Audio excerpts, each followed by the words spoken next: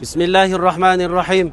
Alhamdulillah ve salatu ve selamu ala Resulillah sallallahu aleyhi ve sellem ve ala alihi ve sahbihi ecma'in, amma ba'd. Muhtaram azizlar, mana Madina-i Munavvara ziyoratlarimizni davom etyapmiz. Allohning fazli bilan siz u biz Masjidul Quboga keldik.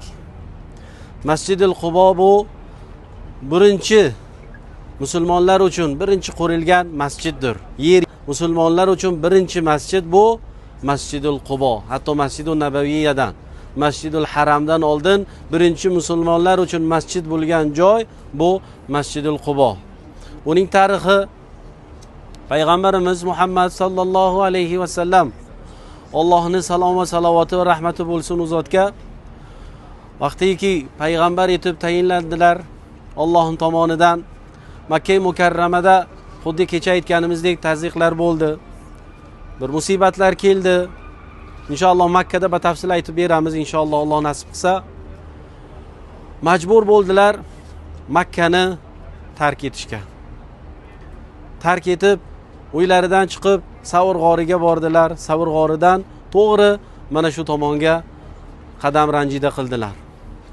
Payg'ambarimiz Muhammad sallallohu alayhi vasallam kelishliklarini eshitgan Yasrib ahli, hozirgi Madina ahli shunaqa xursand bo'ldilar ki, Allohning payg'ambari, Allohning rasuli, Allohning do'sti bizni uyga, bizni shaharga, bizni mahallaga kuchib kelmoqdalar. Naqadar ham xursandchilik bo'ldi bular uchun. Bular uchun qanday ham bir hayotlarida eng qimmatli narsa bo'ldi. Hayotlarida eng xursandchiliklarning eng cho'qqi darajasi bo'ldi. Shunaqa xursand muhabbat bilan har kuni mana shu joyga yig'ilib Madina ahli kutib turardilarki, Habibimiz qachon keladilar? Muhammad sallallohu alayhi vasallam qachon keladilar? Shundoq xurmolar tepasiga chiqib undoq qarab turardilar, qachon keladilar deb. Kundan kuni bir yahudiy tomiga chiqib ko'radiki, ikki kishi kelyapti. Shundoq baqir qiladi: "Ey musulmonlar, ey Madina ahli, Yasrib ahli, sizlar kutgan odam kelmoqda. Sizlar kutgan odam kelmoqda." Subhanalloh. Shunaqa xursand bo'lib, xuddi tasavvur qiling, onalar bir farzandlaringizni necha yil ko'rmasangiz qanaqa bir yugurib chiqasizlar.